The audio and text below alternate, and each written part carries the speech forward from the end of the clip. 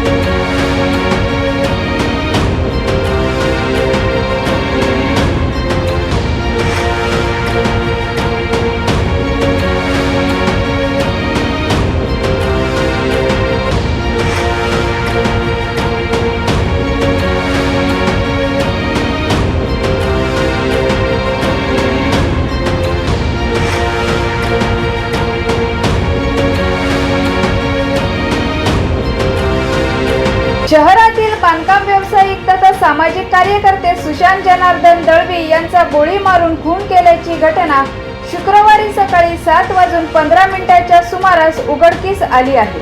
सुशांत दळवी यांचा मृतदेह कणकवली शहराला पाणी पुरवठा करणाऱ्या टाकी नजीक मोहनमाळा येथे ओढून टाकलेल्या अवस्थेत आढळून आला आहे।